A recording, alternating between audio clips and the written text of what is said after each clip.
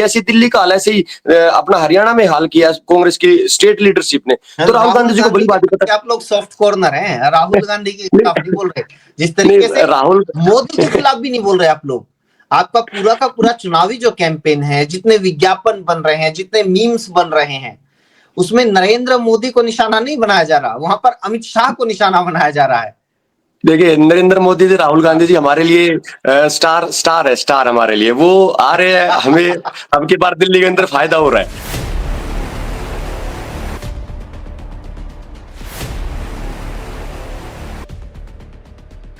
नमस्कार, स्वागत आप सभी का। देवेंद्र गौतम, आम आदमी पार्टी के वरिष्ठ प्रवक्ता हमारे साथ मौजूद हैं।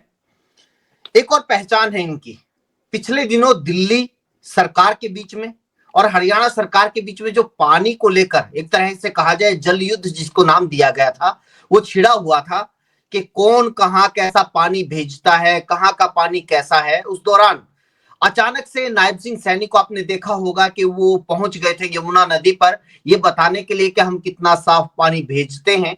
और फिर उनको काउंटर करने के लिए एक आम आदमी पार्टी के नेता पहुंचे थे, ये बताने के लिए कि पानी साफ नहीं है, ना ये पिया जा सकता, ना इस्तेमाल किया जा सकता। और आपने कई अखबारों के जो फ्रंट पेज है उन पे तस्वीर देखी होगी देवेंद्र गौतम। देवेंद्र गौतम इस वक्त हमारे साथ मौजूद है, बहुत बहुत स्वागत है सर। बहुत बहुत धन्यवाद महेंद्र जी कि आपने समय दिया और आप इस चर्चा पर मुझे इनवाइट किया।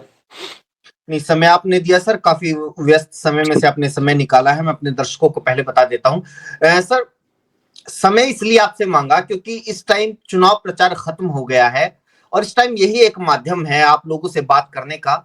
इस वक्त आप लोग आम आदमी पार्टी को दिल्ली में कहां देखते हैं, और अगर पानी वाले मुद्दे को साथ में जोड़ते हुए आप थोड़ा एक्सप्लेन करना चाहें तो।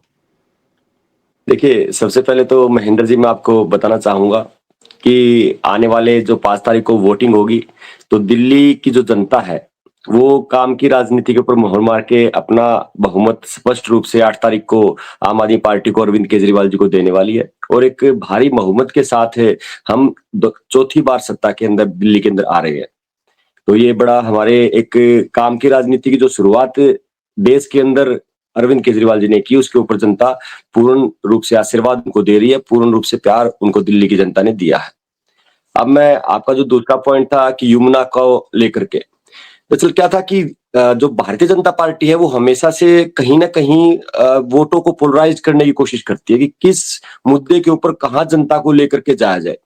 पहले शुरू में इन्होंने मुद्दा चलाया रोहिंग्याई कि जो प्रवासी मजदूर बिहार से आकर के और जो यूपी से आकर के या बाहर दूर दराज से आकर के भारत के जो वासिंदे दिल्ली के अंदर एक जगह बसे हुए और काम कर रहे हैं, उनको रोहिंग्या का नाम इन्होंने लोगों ने दिया था, बांग्लादेशी घुसपैठिए इन्होंने तो बोला था। उस मुद्दे के ऊपर ये उनको भुना नहीं पाए। फिर चलते थे हिंदू मुसलमान की पॉलिटिक्स पे, वो मुद्दा भी अब की बार इनका बैकफुट पे चला गया दिल्ली के अंदर। फिर इनको कोई मुद्दा नहीं मिल रहा था, तो अचानक से इनको एक याद आई, पता नहीं किस टाइम सोते जागते नायब सिंह सैनी जी को मुख्य मतलब अपने जो पूरे 14-15 मुख्यमंत्री इन्होंने वहां पे डाल रखे थे, योगी जी, मोदी जी लगे हुए, अमित शाह जी लगे हुए हैं कि किस प्रकार से यमुना के मुद्दे पर इनको लेके जाया जाए।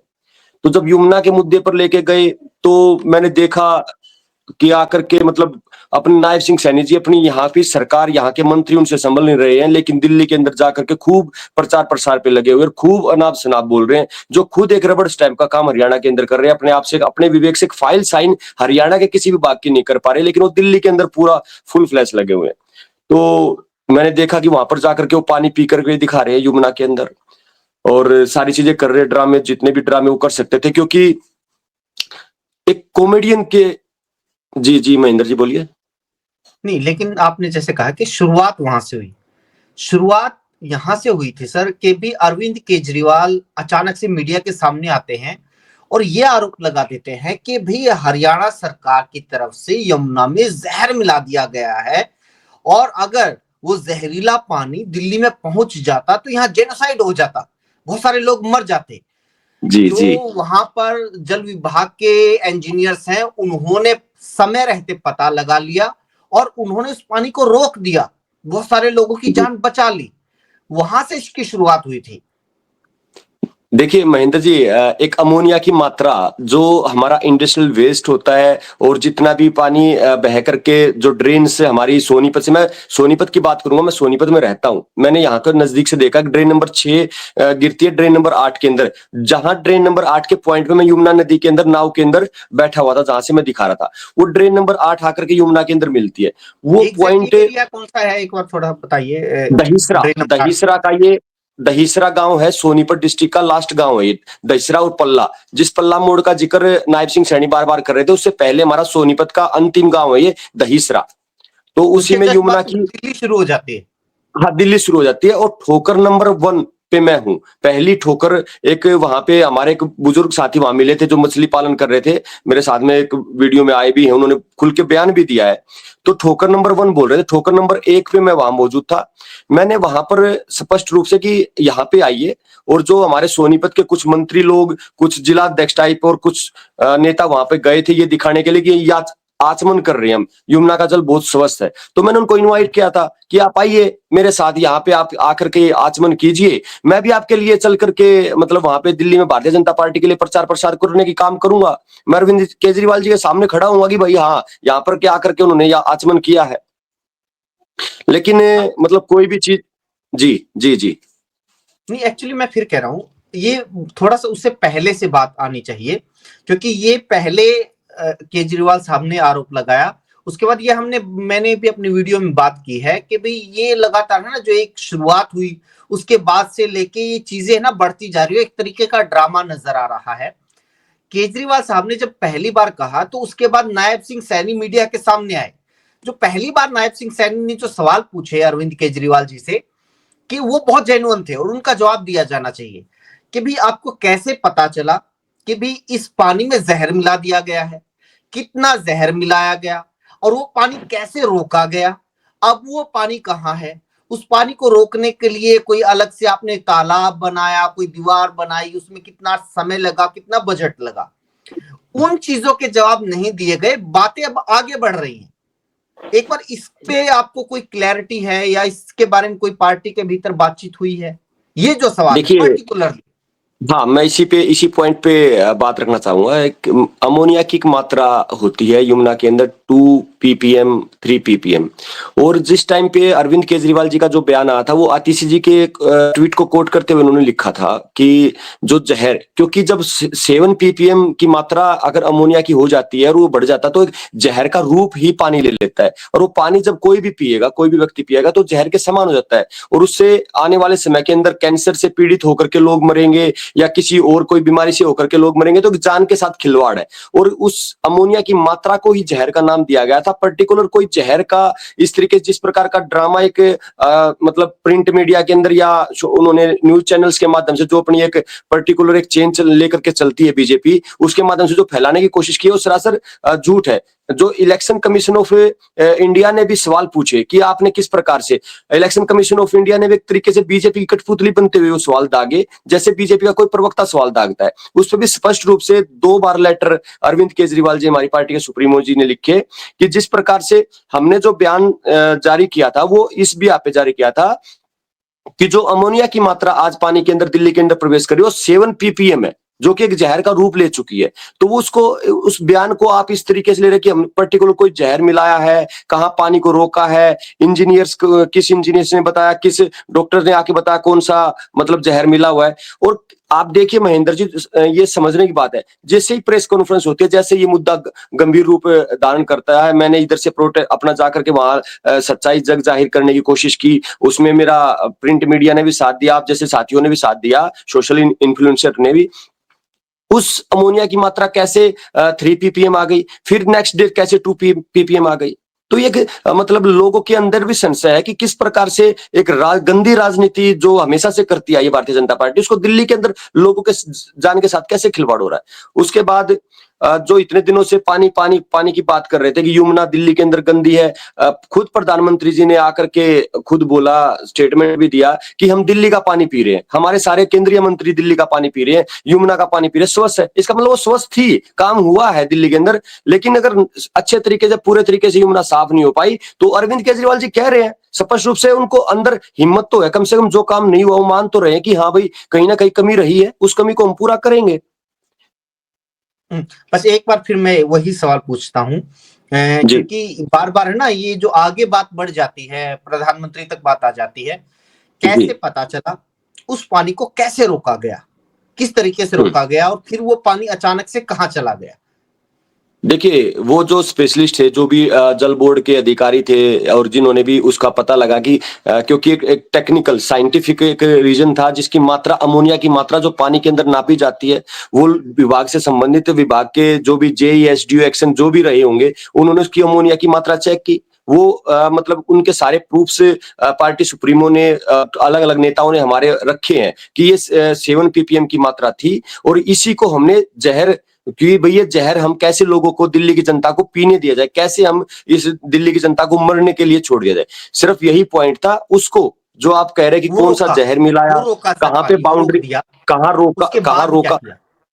जो सप्लाई की जो पानी की जो थी, सप्लाई हो रही थी, चेन कहीं न कहीं, तो मुझे क्योंकि मैं इसमें डीपली अभी इसके ऊपर मैं आपको ये कहूँ कि मैं डीपली जाकर के आपको इसके बारे में बता पाऊँगा, वो मेरे हाथ में नहीं है क्योंकि उतना डीपली मुझे भी जानकारी नहीं है। लेकिन उस पानी की मात्रा को कहीं न कहीं रोका गया, घटाया गया कि लोगों के पास चाहे कम पानी चला जाए लेकिन स्वच्छ पानी जाए। तो इस तरीके के जो 2-3 दिन चला, उसके बाद जो मात्रा घटी, तो ये कहीं न कहीं महेंद्र जी अपने आप में दिखा रहा है कि 7 पीपीएम की मात्रा 2 दिन बाद कैसे 3 पीपीएम पे आ गई और कैसे 2 पीपीएम पर आ गई। तो ये एक षड्यंत्र था और लगातार मतलब किस तरीके से भारतीय जनता पार्टी द्वारा आम आदमी पार्टी को ध्वस्त दिल्ली के अंदर किया जाए और क्या-क्या वो कर सकती है, वो सारे कारनामे भारतीय जनता पार्टी द्वारा अपनाए जा रहे हैं। नहीं तो आप समझने की बात है। अभी 3 दिन पहले बड़ी इंडस्ट्रियल एरिया मेरा सोनीपत के अंदर बहुत बड़ा इंडस्ट्रियल है जहाँ पर ये जिन अपना कारखाना रेल कारखाना लेकर के आए मरम्मत का, जिसको फैक्ट्री बोलते हैं, रेल कोच फैक्ट्री बोलते हैं, लेकिन वो मरम्मत का कारखाना है। उसी बड़ी इंडस्ट्रियल एरिया के अंदर 113 उद्योग कर्मियों को नोटिस जारी किया गया है कि भाई जो आपका इंडस्ट्रियल वेस्ट है वो जमुना के अंदर छोड़ रहे हैं, आप उसको बगैर ट्रीट किए हुए छोड़ रहे हैं।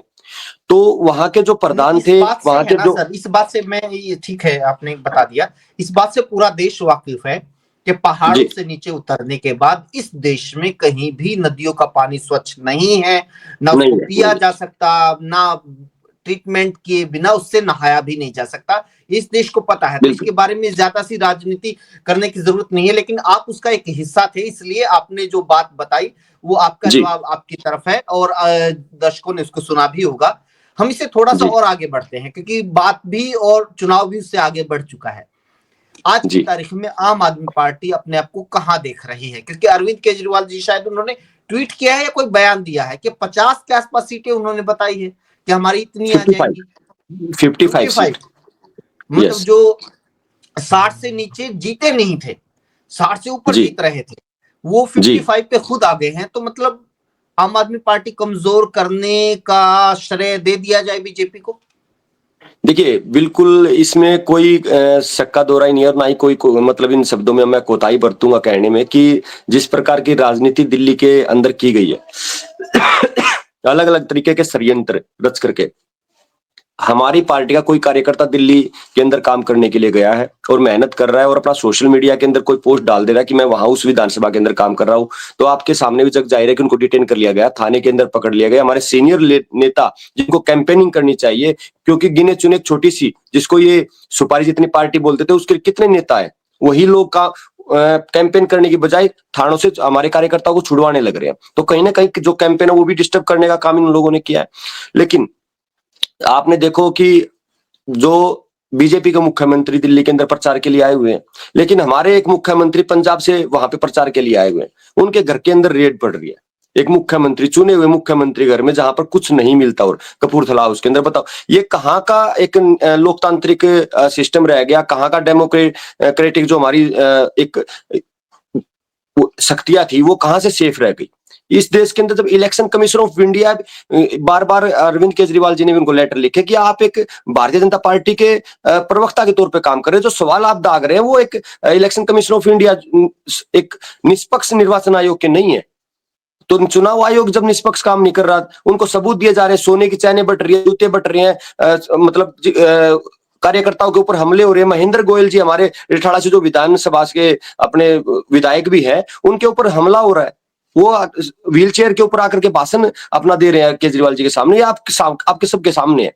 तोड़ने की कोशिश भली भांति की गई है, लेकिन जो दिल्ली की जनता है, जो दिल्ली के गरीब लोग हैं, ऑटो वाले हैं, रेहड़ी पटरी वाले हैं, प्रवासी भाई हैं, जिनके लिए अरविंद केजरीवाल जी ने काम किया है, वो अरविंद केजरीवाल जी को पसंद करते हैं। उन अरविंद केजरीवाल जी की एक बात शुरू से ही है कि जो पैसा अंधाधुंध बांट रही है बीजेपी, पूरे देश से इकट्ठा कर करके, पूरे देश के 200 कुछ सांसद आज लगाए हुए थे, उन्होंने बांट रही है। तो जनता को जो टैक्स का पैसा है वो जनता के हित में, और जो उनको दे रहे हैं, लेकिन वोट जो है वो काम की राजनीति पर, अरविंद केजरीवाल जी के झाड़ू के निशान पर पड़ेंगे। और जो कमल के फूल की आड़ के अंदर जो कीचड़ भारतीय जनता पार्टी ने दिल्ली के अंदर फैलाने की कोशिश की है, इस झाड़ू के द्वारा ही उसको साफ करने का काम अरविंद केजरीवाल जी करेंगे। काम की राजनीति का आप लोगों की तरफ से बार बार जिक्र किया जाता है, स्कूलों की, मोहल्ला क्लिनिक की बात होती है, इस पर बहुत लंबी बहस हो चुकी है, हम इसको एक बार थोड़ी देर के लिए साइड में रख देते हैं। लेकिन अगर बाकी काम की बात की जाए, हम लोग अगर दिल्ली में जाते हैं, हमें कोई ऐसा ड्रास्टिक चेंज नजर नहीं आता कि भाई दिल्ली की तस्वीर बदल गई है। दिल्ली में वही गंदगी है, दिल्ली में एंटर होते ही वही गंदगी का पहाड़ है, वही पॉल्यूशन है, वही गंदा पानी है। ये तमाम चीजें इतने साल से सत्ता में होते हुए अरविंद केजरीवाल जी हैं, आम आदमी पार्टी है, ये सब है वहां पर। तो फिर उस चीज को लेकर क्यों ना बीजेपी राजनीति करे, क्या क्यों ना आप लोगों को फेलियर बताया जाए? देखिए, जो बड़े बड़े पहाड़, कूड़े के पहाड़ आप बता रहे हैं, लगातार 15 साल से बीजेपी एमसीडी के अंदर सत्ता पे बैठी हुई थी, आपको भी पता है। अभी 3 साल से हम लोग, 2.5-3 साल से हम लोग एमसीडी के अंदर है। और आपने जो सिंगू बॉर्डर में अपने पास वाले उसका काम बात करूंगा कि जो मुकबरा चौक आता है, बिल्कुल जब हम 22BT की तरफ टर्न लेते हैं, तो वहां पे एक बड़ा पहाड़ है। उस पहाड़ की आज आप रूप देखोगे तो वो काफी मात्रा के अंदर घट चुका है। एक बड़े स्केल के ऊपर उसमें काम हुआ है। काफी मतलब मीट्रिक टन जो कचरे का ढेर है वो जमीन के अंदर, एक समतल जमीन के अंदर तब्दील होता हुआ नजर आ रहा है। काम धीरे धीरे, क्योंकि एक बड़ा पहाड़ बन करके तैयार हो चुका है, उसके अंदर लगातार शेप दे दी गई है। नहीं, उसको बिल्कुल खत्म कर रहे हैं, बिल्कुल खत्म करेंगे उसको। और आप जाएंगे कभी, आपका अगर शायद चक्कर लगा भी होगा महेंद्र जी, और आप अगर अब की बार कभी आना हो तो मुकबरा चौक के ऊपर जो है वो आपको कटा हुआ, बिल्कुल समतल होता हुआ आपको दिखाई दे रहा होगा। पहाड़ बिल्कुल खत्म होने मतलब, लेकिन एक चीज बड़े आकार ले चुकी है, वो धीरे खत्म होने में उसको टाइम लगेगा। 15 साल उससे पहले कांग्रेस की मतलब उसमें एमसीडी में थी, तो कितना टाइम लग करके वो पहाड़ एक रूप लिया है। और लेकिन खत्म होने में के अंदर तो कीचड़ साफ होने में तो टाइम लेगा ना, तो इसलिए काम होने लग रहा है। आपको पता है कि 3 सरकार दिल्ली के अंदर काम कर रही है थी। एमसीडी अलग से काम कर रही थी बीच भारतीय जनता पार्टी की। डीडीए जो है वो केंद्र सरकार के अधीन है, उसकी अपनी एक शक्तियां थी। उसके बाद आम आदमी पार्टी की सरकार सत्ता में थी। सुप्रीम कोर्ट से जो डिसीजन आया था कि सर्विसेज की जो पावर अरविंद केजरीवाल जी को दी गई थी, ट्रांसफर पॉलिसी जो भी करना चाहिए कि अपने काम करने वाले जो अधिकारी है उनको काम पे लगाया जाए, और जो नकारा अधिकारी उनको साइडलाइन किया जाए। लेकिन वो भी शक्ति आपको पता है कैसे भी दहेक ला करके संसद के अंदर उसको छीन लिया गया। तो काम करने से कहीं ना कहीं केजरीवाल जी को रोका गया। पूरी की पूरी कैबिनेट जो मेन काम करने वाले थे वो हमारे जेल के अंदर थे। सतेंद्र जैन जी 18 महीने जेल रह करके आए हैं। मनीष सिसोदिया जी शिक्षा मंत्री जो हमारे रहे, उसके बाद संजय सिंह जी, अरविंद केजरीवाल जी, जिसका मुखिया ही जेल के अंदर चला जाए और कैबिनेट जो काम करने वाले व्यक्ति थे वो जेल के अंदर, कहीं ना कहीं डिस्टर्ब होती है। तो सरकार डिस्टर्ब भी रही है पिछले 2 साल के अंतराल में। ईडी सीबीआई जिसका दुरुपयोग हुआ एजेंसियों का, तो कहीं ना कहीं प्रभाव पड़ा है। लेकिन आने वाले समय के अंदर चीजें चेंज होगी। शायद भारतीय जनता पार्टी वाले नेताओं को भी थोड़ी सी मतलब सहानुभूति मिले कि भाई यार काम तो कर ही रहा है केजरीवाल, जब सत्ता में चौथी बार जनता लेकर गए, कहीं ना कहीं उनको भी काम में साथ देना चाहिए, आगे बढ़ाना चाहिए।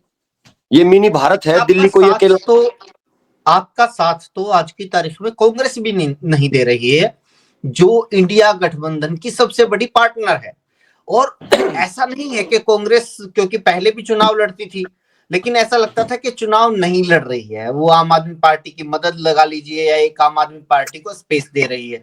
लेकिन अभी ये हो रहा है कि कांग्रेस चुनाव लड़ रही है और पुरजोर तरीके से लड़ रही है, और अरविंद केजरीवाल, उनकी कैबिनेट, उनके घोटालों के ऊपर मतलब जो आरोप लगे हैं, या फिर उनके जो आरोपित शीश महल है उनके ऊपर निशाना साध रही है। खुद राहुल गांधी इस तरह के बयान दे रहे हैं, तो वो तो बहुत बड़ा झटका आप लोगों के लिए। देखिए अच्छी बात है। और कांग्रेस पार्टी बड़ी पार्टी, पुरानी पार्टी रही है और मेहनत भी राहुल गांधी जी कर ही रहे हैं अपनी यात्राओं के दौरान। उन्होंने मतलब लोकसभा के चुनाव के अंदर भी प्रभाव दिखाया और अच्छी बात है। किसी अपनी पार्टी को उभारने के लिए, उसको दोबारा से पुनर्जीवित करने के लिए मेहनत करना एक पार्टी सुप्रीमो का काम है और राहुल गांधी जी वो कर रहे हैं। और राहुल गांधी जी को आम आदमी पार्टी की ताकत का ही पता है। जिस प्रकार से हरियाणा के अंदर जो चुनाव थे विधानसभा का, उन्होंने अपने शीर्ष नेतृत्व के सामने, जो हरियाणा की लीडरशिप थी, उनके सामने प्रस्ताव रखा था कि क्यों ना आम आदमी पार्टी के साथ गठबंधन कर लिया जाए हरियाणा में के अंदर। लेकिन ठीक है, इनकी किस्मत में नहीं था और ना ही हमने, हमारी भी एक अच्छी रही हमारे लिए कि हमने 90 विधानसभा के अंदर चुनाव लड़ा। हमारी पार्टी भी अपने कद में कद दिखाया पार्टी ने। तो वो हमारा कद था कि राहुल गांधी जी एक्सेप्ट करने पे थे कि आम आदमी पार्टी कुछ ना कुछ कल कर सकती है हरियाणा के अंदर अलग से। और उसी कैसे गठबंधन ना होने के चलते हरियाणा के अंदर सरकार नहीं आ पाई। खुद अपने पैरों पर कुल्हाड़ी मारने वाली जो कांग्रेस पार्टी, अपने आप में एक भूपेंद्र सिंह हुड्डा और दीपेंद्र सिंह हुड्डा सिर्फ पिता पुत्र अपनी राजनीति के चक्कर में पूरी सरकार बदलने से, बीजेपी का साथ देने से, ताकि क्योंकि जो भी है जेल होने वाली है, डिसीजन आने वाले हैं केसेस के, उनसे बचने के लिए कुछ भी किया हो, मैं उसमें नहीं जाना चाहता डीपली। लेकिन राहुल गांधी जो दिल्ली के अंदर जाना अपनी चाहिए। पार्टी को, चलो हरियाणा में आपने 2 नेताओं का नाम ले दिया, दिल्ली जी में क्यों नहीं फिर गठबंधन हुआ? दिल्ली में तो ये नेता नहीं थे। देखिए दिल्ली के अंदर संदीप दीक्षित जी हैं, अजय माखन जी हैं, अपने मतलब और दूसरे देवेंद्र यादव जी हैं, जो पहले से ही बगैर अपने पार्टी के जो कर्णधार हैं, ऊपर सुप्रीमो है, पर राष्ट्रीय अध्यक्ष हैं, सोनिया गांधी जी हैं, प्रियंका गांधी जी है, राहुल गांधी जी हैं, उनसे बगैर पूछे ही अनाप शनाप बयान आम आदमी पार्टी के खिलाफ देने लग गए थे। और उन्होंने, राहुल गांधी जी ने भी समझाया उनको कि यार तुम लोग क्या कर रहे हो, तुम हरियाणा के अंदर कुछ साथ में निकले तो तुम्हें 2-4 सीटें यहाँ मिल जाती, तो 2-4 सीटें मिल जाती तो एक दो तुम्हारा विधायक भी आ जाता आम आदमी पार्टी। लेकिन कहीं ना कहीं उनके समझ में नहीं आया तो राहुल गांधी जी क्या करे। अब उन नेताओं के साथ खड़ा होना उनकी मजबूरी है। राहुल गांधी जी को भी पता है कि होना जाना कुछ नहीं है, लेकिन ठीक है, इनका घमंड टूट जाएगा। जिस प्रकार से गुजरात के अंदर जब यात्रा पे थे राहुल गांधी, गुजरात का चुनाव था, तो कभी कैंपेन करने के लिए गुजरात नहीं आए क्योंकि वहां की लीडरशिप अपने आप में ही कांग्रेस बन के बैठी हुई थी। ऐसी दिल्ली का हाल ऐसे ही अपना हरियाणा में हाल किया कांग्रेस की स्टेट लीडरशिप ने। तो राहुल गांधी जी को बड़ी बात पता। आप लोग सॉफ्ट कॉर्नर हैं, राहुल गांधी के खिलाफ नहीं बोल रहे, जिस नहीं, तरीके से राहुल मोदी के खिलाफ भी नहीं बोल रहे आप लोग। आपका पूरा का पूरा चुनावी जो कैंपेन है, जितने विज्ञापन बन रहे हैं, जितने मीम्स बन रहे हैं, उसमें नरेंद्र मोदी को निशाना नहीं बनाया जा रहा, वहां पर अमित शाह को निशाना बनाया जा रहा है। देखिए नरेंद्र मोदी जी, राहुल गांधी जी हमारे लिए स्टार है, स्टार हमारे लिए। वो आ रहे हैं, हमें अब की बार दिल्ली के अंदर फायदा हो रहा है। वो मतलब आप ये देखिए कि जो हमेशा मतलब मतलब अमित शाह अटैक की करने वजह की, से नुकसान हो रहा है आपको। अटैकिंग की जो पॉलिटिक्स करते थे आम आदमी पार्टी, अब वो देखिए आप यमुना के ऊपर छोड़ दिया। एक बात सोचने की महेंद्र जी, मैं चलो आम आदमी पार्टी का कार्यकर्ता हूँ, एक बिल्कुल धरातल के रह करके अपनी लड़ाई लड़ता हूँ और पार्टी की लड़ाई लड़ता हूँ। एक चीज सोचने की, अरविंद केजरीवाल जी छुट करके आए थे, लोकसभा का चुनाव था, उन्होंने आकर के एक सच्चाई जनता के सामने रखी थी कि भाई खट्टर साहब की राजनीति खत्म कर दी, शिवराज जी की राजनीति खत्म कर दी, मुरली मनोहर जोशी जी की राजनीति खत्म कर दी, लाल कृष्ण आडवाणी जी की खत्म कर दी, अपनी वसुंधरा राजे जी की खत्म कर दी, तो नेक्स्ट नंबर किसका है? योगी आदित्यनाथ जी का। उनकी भी राजनीति खत्म अब ये लोग करेंगे।